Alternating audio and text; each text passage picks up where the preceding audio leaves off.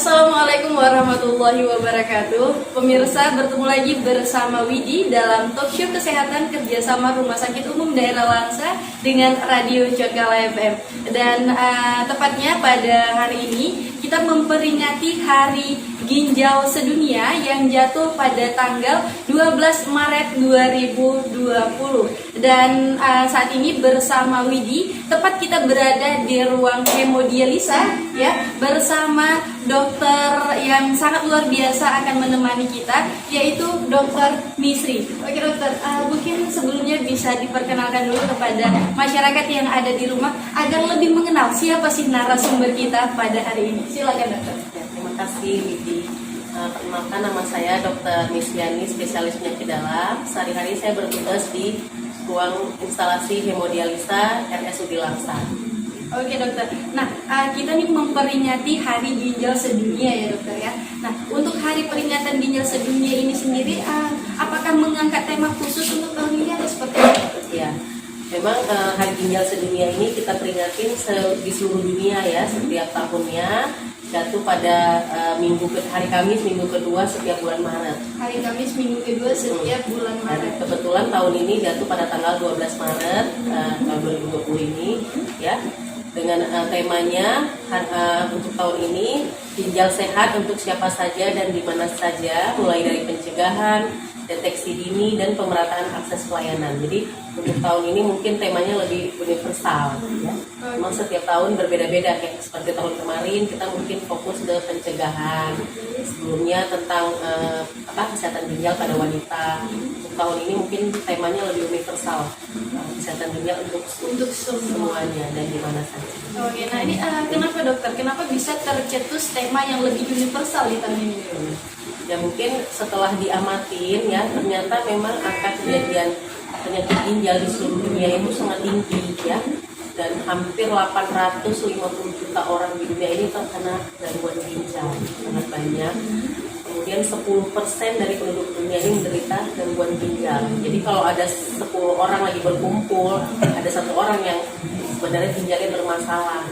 Berarti itu yang perbandingannya 10:1 ya? 10%. Jadi itu mungkin yang menjadi aware dari kita semua supaya semua orang lebih sadar tentang ginjalnya. Ya, oke dokter. Untuk tahun ini sendiri nih dokter ya, apakah ada peningkatan kesadaran masyarakat tentang ginjal ini sendiri?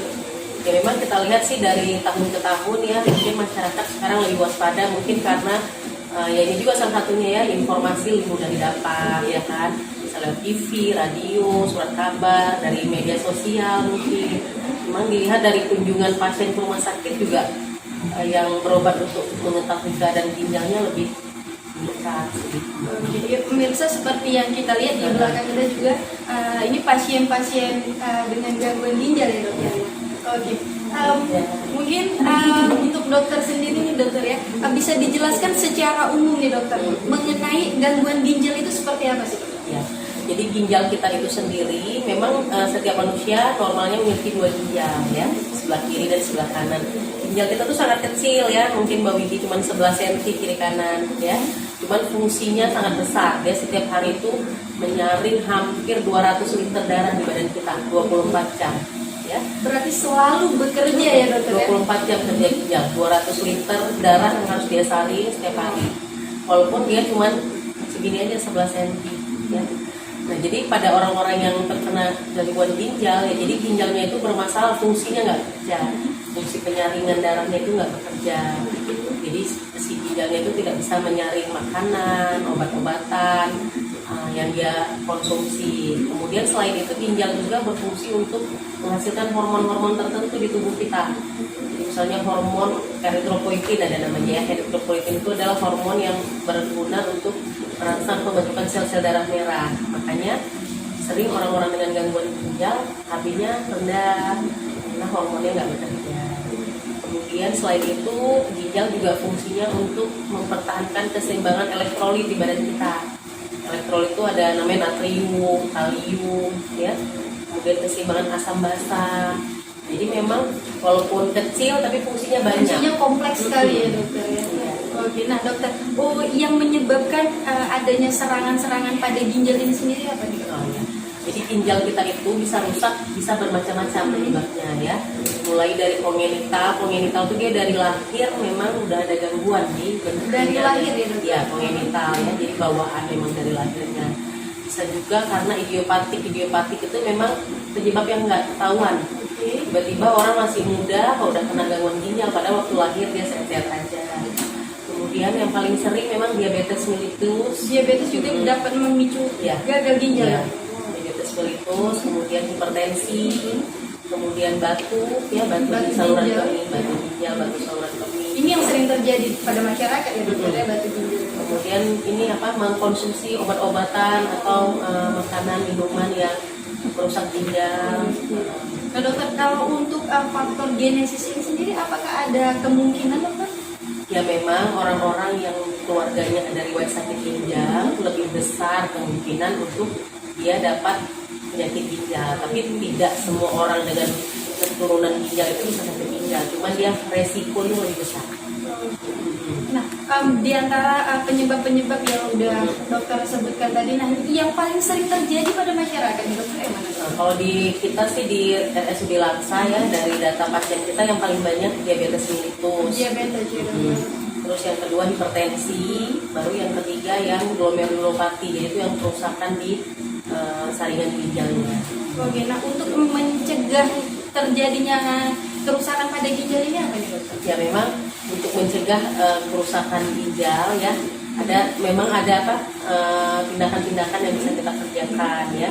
Yang pertama tentu saja kita harus berperilaku hidup sehat, maksudnya makan dan minum itu harus benar-benar diperhatikan, tidak boleh berlebihan kadar garamnya mungkin ya. Terus tidak boleh yang minum air putih harus cukup 1 hari 2 liter. 1 hari 2 liter ya, Dokter? 8 gelas ya. 8 gelas. Terus kalau pasien-pasien yang punya diabetes atau punya tekanan darah tinggi harus dikontrol. Itu harus lebih diperhatikan. Dikontrol tekanan darah tingginya, kadar gula darahnya. Kemudian mengurangi tadi makan garam, kurangi rokok, olahraga teratur, ya. Kemudian itulah kalau memang kita punya faktor resiko seperti tadi diabetes mellitus, hipertensi, di keluarga dari riwayat sakit ginjal, mungkin kita harus kontrol ke dokter biar diperiksa apakah kita sudah terkena gangguan ginjal atau belum. Bahkan hipertensi juga mempengaruhi ginjal ya, Dokter? Iya. Nah ini sebabnya apakah ada keterkaitan yang signifikan atau seperti apa? Ya karena hipertensi itu sendiri tekanan yang tinggi di tubuh ginjal itu merusak sih sel-sel ginjalnya sendiri sih. Dan kebalikannya juga, ginjal itu kan salah satunya dia fungsinya mengatur tekanan darah, regulasi tekanan darah. Jadi kalau orang sudah ada gangguan ginjal, tekanan darahnya pun susah dikontrol. Jadi dia seperti lingkaran setan ya. Berketerkaitan terus ya, Dokter ya. Oke, Dokter. Nah seperti yang kita lihat di belakang kita juga ini bahwa kebanyakan ya, Dokter ya, pasien-pasien ginjal itu apakah memang lebih cenderung menyerang wanita atau seperti apa? Karena rata-rata kayaknya wanita nih, Dokter, di belakang kita, Dokter. Apakah wanita lebih rentan teresiko gagal ginjal ini? Ya memang kalau berdasarkan penelitian seluruh dunia juga lebih sering terjadi pada wanita. Jadi wanita itu 1 dibanding 4. Jadi ada 4 wanita, 1 orang lebih gampang kena sakit ginjal. Kalau pada pria lebih jauh, dia 1 banding 5. 1 banding 5. Berarti Jadi ada 5 pria sehat, 1 yang kemungkinan kena gangguan ginjal. Tapi kalau pada wanita 1 banding 4, lebih besar ya. ini mungkin ada penyebab-penyebab tertentu yang menjadikan wanita lebih rentan atau seperti apa? Iya, makanya karena wanita itu lebih gampang, yang lebih sering insidensi terjadi gangguan ginjal. Kayak 2 tahun sebelumnya kan tema Hari Ginjal Sedunia kita tentang kesehatan ginjal wanita kan. Memang lebih difokuskan ada gangguan kesehatan ginjal pada wanita karena memang insidensinya lebih tinggi. Memang mungkin banyak faktor yang berpengaruh ya. Mungkin itu tadi wanita kan hamil itu juga pengaruh ke beban ginjal kita. Kemudian kadang pemakaian hormon ya pada wanita lebih sering. Terus ya mungkin genetik tadi, makanya juga mempengaruhi ya, Dokter ya. Oke, Dokter. Nah, untuk wanita sendiri nih, Dokter ya, karena pasien kita banyak wanita, jadi kita juga wanita ya, jadi ini lebih ingin sedikit mengetahui lebih dalam nih, Dokter, tentang wanita. Bahwa wanita itu sering ini ya, Dokter ya, mengalami infeksi saluran kemih. Nah, itu apakah ada hubungannya dengan ginjal, Dokter? Ya memang infeksi saluran kemih yang berulang-ulang itu juga akhirnya bisa merusak si ginjal kita. Karena kan memang infeksinya di saluran kemihnya, tapi si kumannya itu bisa retrograd itu kembali ke ginjalnya, sehingga bisa mengakibatkan infeksi di ginjal. Infeksi di ginjal yang berulang-ulang mengakibatkan kerusakan sel-sel ginjalnya juga. Nah, berarti untuk wanita sendiri nih dokter, apakah ada kiat-kiat khusus untuk mencegah hal ini terjadi, dokter? Ya, itu tadi sih sebenarnya secara umum tindakan preventif yang kita lakukan sama aja sih antara pria dan wanita.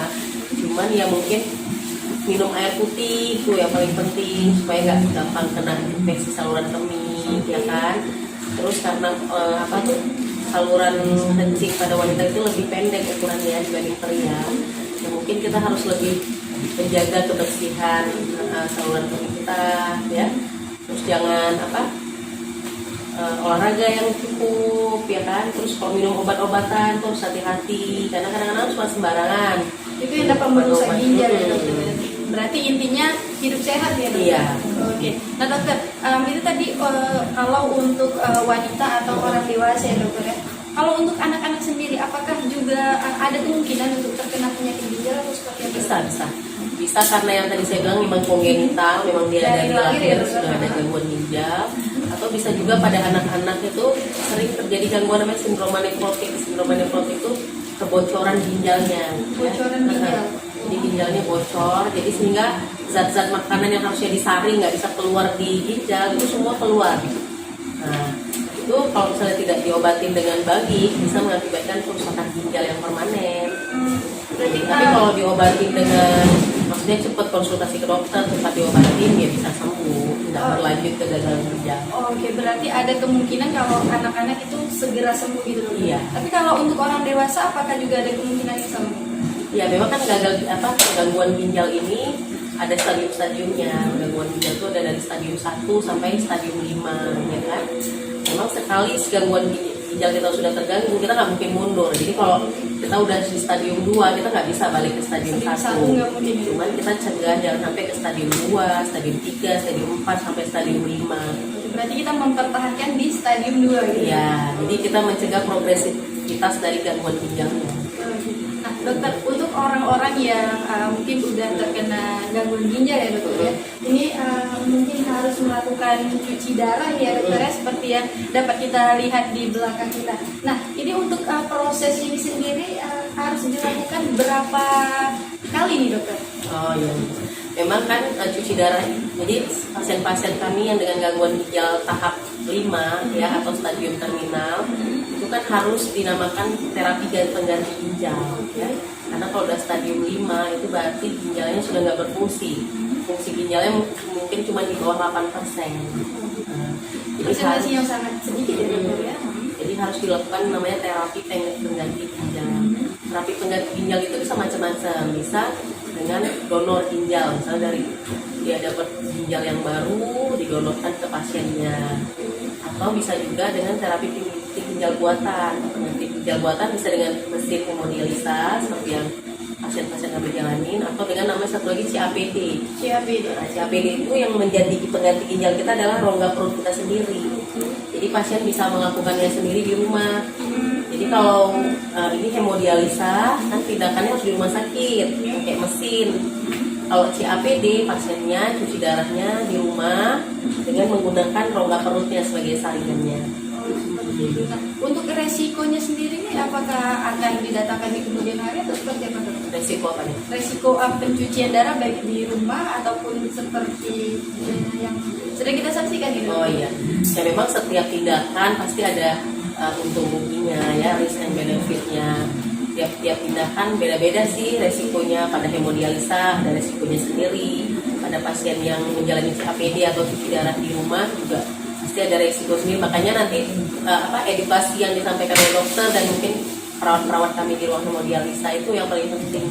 Kalau pasien yang mau menjalani CAPD di rumah. Dan memang keuntungannya kalau CAPD pasien bisa jalan-jalan kemana-mana, Wid. Berarti maksudnya misalnya pasiennya mau traveling, kan dia nggak harus tergantung harus ke rumah sakit cuci darahnya. berarti bisa dilakukan di mana aja ya, Nah, dokter? jadi memang lebih fleksibel. Tapi dia kalau kayak cuci darah yang hemodialisa pasien kan seminggu 2 atau 3 kali ke rumah sakit. Seminggu 2 kali dokter. Atau 3 kali. Berarti harus rutin dan harus terkontrol Ya. terus ya dokter. Kalau yang CAPD dia di rumah seharian ngerjainnya. Oke, baik pemirsa, penjelasan yang sangat luar biasa dari dokter kita. Untuk itu jangan kemana-mana karena setelah ini Widi masih akan kembali. Tentunya masih bersama Dokter Misri. Ya. Oke pemirsa, kembali lagi bersama Widi masih dalam talk show kesehatan kerja sama Rumah Sakit Umum Daerah Langsa dengan Radio Cokala FM. Dan masih ada Dokter Misriani yang menemani kita. Masih semangat ya dokter ya? Masih. Oke dokter, tadi kita sudah berbincang-bincang banyak tentang ginjal dan kesehatan ginjal ya dokter ya. Nah, untuk orang-orang yang sakit ginjal sendiri nih dokter, apakah ada ciri-ciri khusus yang dirasakan sebelum ginjal itu mengalami kerusakan yang kronis dokter? Ya memang kalau pada tahap awal ya, maksudnya masih stadium 1, stadium 2, hampir 90% pasien nggak bergejala. Tidak bergejala. Nah, palingnya cuma gejala lemes, sering pusing, kayak gejala-gejala sakit yang lain pada umumnya ya. Makanya memang itu yang buat kita sering kecolongan. Kadang-kadang pasien sudah datang kita dalam stadium 4, stadium 5 yang memang mau nggak mau udah harus dipersiapkan untuk dikasih terapi pengganti ginjal tadi ya kan. Ya cuman memang ya itu tadi pasien-pasien yang beresiko tinggi seperti pasien-pasien yang dengan hipertensi, diabetes mellitus, pasien-pasien yang dengan riwayat keluarga ada sakit ginjal, pasien-pasien dengan batu ginjal. Nah itu mungkin harus benar-benar kontrol ke dokternya. Nanti apakah mungkin perlu dilakukan pemeriksaan urin itu air seni kita ya. Itu kan pemeriksaan yang paling gampang, murah, bisa di mana aja, tapi bisa dengan ini mendeteksi apakah ada gangguan ginjal atau enggak. Nah, dokter mungkin sebagian masyarakat ini sudah menjadi sesuatu yang kalau sakit pinggang ini mungkin ada hubungannya dengan ginjal. Apakah itu benar dokter? Ya memang tidak semua sakit pinggang itu adalah sakit ginjal ya, karena penyebab sakit pinggang itu bisa macam-macam sih. Bisa karena ada gangguan otot juga, bisa gangguan tulang juga, dan tidak semua pasien-pasien penyakit ginjal itu kalau terutama datang kita dengan sakit ginjal, dengan sakit pinggang ya. Tidak semua ya dokter? Iya, karena biasanya kalau sakit pinggang itu yang mungkin diakibatkan oleh batu ginjal mungkin ya. Tapi kalau misalnya yang sakit ginjalnya gara-gara diabetes, gara-gara hipertensi, pasiennya nggak akan datang dengan sakit ginjal. Nah dokter, Widi tertarik nih dengan tadi dokter menyebutkan batu ginjal ya dokter. Iya. Nah apakah batu ginjal itu sendiri bisa diatasi dokter? Ya bisa, tergantung tadi ukurannya, letak batunya di mana. Makanya ya mungkin lebih tidak sama penanganannya antara satu pasien dengan pasien yang lain, tergantung letak batunya, ukuran batunya, penyebab batunya. Itu apakah harus satu penanganan dengan operasi atau ada penanganan lainnya? Berbeda-beda sih Beda-beda. pasiennya, tergantung ukuran batunya, terus letak batunya itu di ginjal di mananya, apakah di salurannya atau di mulus ginjalnya. Oke, baik, ini merupakan pemaparan dan ilmu yang sangat luar biasa ya diberikan oleh dokter kita, Dokter Misriani. Nah dokter, mungkin terakhir nih dokter, saran dan pesan-pesan dokter untuk seluruh masyarakat yang ada di rumah secara umum nih dokter, untuk menjaga ginjalnya agar terhindar dari penyakit ginjal seperti apa? Ya mungkin yang sesuai dengan tema Hari Ginjal Sedunia tahun ini ya, bahwa kesehatan ginjal itu untuk siapa saja, di mana saja, mulai dari pencegahan dan deteksi dini dan pemerataan akses pelayanannya ya. Jadi mungkin yang bisa kita lakukan supaya kita terhindar dari gangguan ginjal, yaitu tadi dengan menjaga kesehatan, apa yang masuk ke makanan, minuman yang masuk ke tubuh kita harus benar-benar kita perhatikan yang sehat. Kemudian minum air putih yang cukup 2 liter satu hari, olahraga yang cukup, sebisa mungkin hindari merokok, dari mengkonsumsi obat-obatan tanpa resep dokter ya. Kemudian orang-orang yang dengan diabetes, dengan darah tinggi mungkin harus kontrol tekanan darah dan kadar gula darahnya secara teratur, supaya mudah-mudahan walaupun ini ginjal kita tetap terpelihara, tetap sehat ya. Baik, terkhusus untuk seluruh pasien yang sudah menderita gagal ginjal nih dokter, bagaimana pesan-pesan dokter untuk mereka dokter? Ya pesan saya untuk pasien-pasien saya, apalagi yang pasien-pasien yang sudah gagal ginjal tahap 5 yang sudah menjalani cuci darah, bahwa memang walaupun pasiennya udah cuci darah, udah gagal ginjal terminal, tapi hidup itu belum berakhir kan. Tetap harus semangat. Tetap harus semangat. Oke, baik. Terima kasih dokter atas waktu dan ilmunya yang sudah diberikan pada kita semua pada hari ini. Untuk itu, pemirsa, Widi dan dokter Misriani harus segera pamit undur diri. Dan Widi ucapkan selamat Hari Ginjal Nasional. Kesehatan ginjal untuk siapa saja, di mana saja. Demikian, wassalamualaikum warahmatullahi wabarakatuh.